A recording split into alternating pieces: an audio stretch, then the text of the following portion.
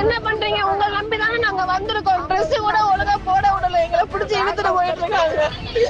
தரன்னு பிடிச்சி இழுக்கிறாங்க. அவங்க பாட்டுக்கு ட்ரெஸ் கூட மாத்த விட மாட்டேங்கிறாங்க.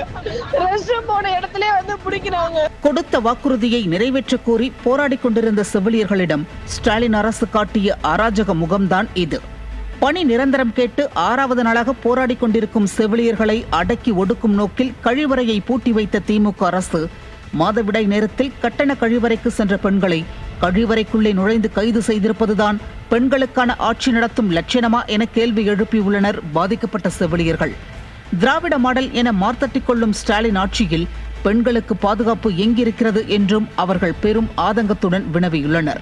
நாங்களும் இந்த தமிழகத்தில் இருக்க பெண்கள் தான். நீங்க ஒரு சாரார மட்டும் வளர்ச்சியா காமிச்சுக்கிட்டு உங்களுக்கு ஒரு பேரிடர் காலத்துல உதவி பண்ண ஒரு செவிலியர்களை இந்த முறையில நீங்க கையாளுறது மிக மிக கண்டிக்கத்தக்கது.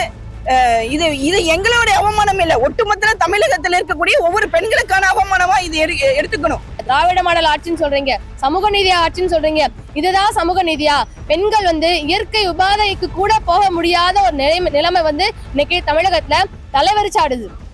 என்ன கேட்டோம்? வாழ்வாதாரத்தை தானே கேட்டோம், வேற எதுவும் நாங்க கேட்கலையே. அப்படின்றப்போ நீங்க பாத்ரூம்ல இருந்து போய் அவங்களை இழுத்துட்டு வரணும்ன்ற என்ன அவசியம் இருக்கு? அப்போ எங்களுக்கான அந்த இயற்கை கூட இந்த அளவுக்கு காவல்துறை வன்முறை ஏவுது. அப்போ இந்த திமுக அரசாங்கமானது யாருக்கானது? பெண்களுக்கானதா இல்ல யாருக்கானது? யாருக்கான அரசாங்கமா இருக்கு? வாக்குறுதியை நிறைவேற்ற கூறி போராடிய தூய்மை பணியாளர்களை எப்படி கொடுமைப்படுத்தி கைது செய்ததோ அதே பாணியைத்தான் தற்போதும் பின்பற்றுகிறது இந்த அரசு. பெண்களை ஒரு சக மனிதனாக கூட மதிக்காமல் அடக்கி ஒடுக்குவது பெண்கள் சமூகத்திற்கே இழைக்கப்படும் மாபெரும் அநீதி என கொந்தளிக்கின்றனர் செவிலியர்கள். எப்படி ஒரு கொடுமைப்படுத்த முடியாதோ அவ்வளவு மோசமான நிலையில பெண்களுக்கான நீங்க பாதுகாப்பு, என்ன பாதுகாப்பு அரசு நீங்க பண்ணிருக்கீங்க? எப்படி நீங்க பெருமையா பேசுறீங்க எனக்கு தெரியல. செவிலியர்கள் மீது, பெண்கள் மீது இப்படி வன்முறையை ஏவுவது ரொம்ப ரொம்ப இது அநீதி. இது பெண்களுக்கான ஆட்சி இல்ல, சமூக நீதி கிடையாது. இது சமூகத்தின் மொத்தமான அநீதி. போராடிய தூய்மை பணியாளர்களிடம் திமுக அமைச்சர் சேகர் பாபு மிரட்டும் தொனியில் பேசினாரே, அதே போன்று செவிலியர்களிடமும் மிரட்டும் தொனியில் பேசியிருக்கிறார். வாக்குறுதி கொடுத்தால் செய்ய வேண்டுமா, போராடினால் போராடிக்கோ என அதிகார மமதையில் பேசியிருக்கிறார். அதையும் பாருங்கள். 90 பேர் 100 பேர் இருக்கிற பேஷண்டோட இடத்துல நாங்க ஒரே ஒரு செவிலியர் தான் வேலை பார்க்கிறோம். பேச்சுவார்த்தையில போய் அமைச்சர் என்ன சொல்றாரு? சும்மா எல்லா இடத்துலயும் ரொம்ப கஷ்டப்பட்டு வேலை பார்க்கறேன் அப்படின்னு சொல்லி வார்த்தை அலங்காரத்துக்கு சொல்லாதீங்க அப்படின்ற ஒரு வார்த்தையை சொல்றாங்க. என்ன வார்த்தை அலங்காரம்? அப்படி நாங்க வார்த்தை அலங்காரமா நாங்க வேலை பார்த்திருந்தோம்னா இன்னைக்கு நீங்க மக்களை தேடி மருத்துவம் திட்டத்துல இந்தியாவே தமிழகத்தை உற்று நோக்குது அப்படின்னு உங்களால சொல்ல முடியுமா? அப்ப எந்த அடிப்படையில் நீங்க எங்களை வச்சிருக்கீங்க? இதுதான் பெண்களுக்கான ஆட்சியா? இதுதான் திராவிட மாடல் ஆட்சி? நீங்க சொன்ன தேர்தல் வாக்குறுதி தான் நாங்க கேட்கிறோம். அன்னைக்கு பேச்சுவார்த்தையில என்ன சொன்னீங்க?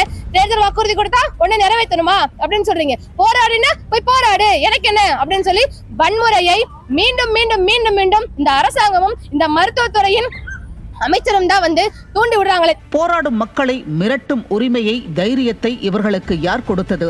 பொய் வாக்குறுதிகளை கொடுத்து ஆட்சிக்கு வந்த பின் அனைத்தையும் மறந்து மக்கள் பணத்தை கொள்ளையடிப்பதில் மட்டுமே குறியாக இருக்கும் திமுக அமைச்சர்களுக்கு உழைத்து வாழும் பெண்களை மிரட்ட என்ன தகுதி இருக்கிறது என காட்டமாக கேட்கிறார்கள் மக்கள். செய்தியாளர் சந்திப்பில் போராட்டம் முடிந்துவிட்டது என கூறி போராட்டத்தை மூடி மறைக்க பார்த்தது நடக்காமல் போய்விட்டதே என்ற விரக்தியில் தன் கொடூர முகத்தை காட்டியிருக்கிறார் மாசு என்கிறார்கள் செவிலியர்கள். தேர்தல் நெருங்கி வரும் நிலையில் கூட இவ்வளவு அடக்குமுறைகளை கையாள இந்த அரசுக்கு தைரியம் எங்கிருந்து வந்தது என்பதை தமிழக மக்கள் தான் சிந்திக்க வேண்டும். என்ன அராஜகம் செய்தாலும் தேர்தல் நேரத்தில் மக்கள் அனைத்தையும் மறந்து கொடுக்கும் பணத்தை வாங்கிக் கொண்டு வாக்களித்து விடுவார்கள் என்ற பகல் கனவில் இருக்கும் திமுகவை அடி வேர்வரை சென்று எரித்து சாம்பலாக்க இருக்கிறது செவிலியர்களின் கண்ணீர். தயாராக இருங்கள் ஸ்டாலின் அவர்களே.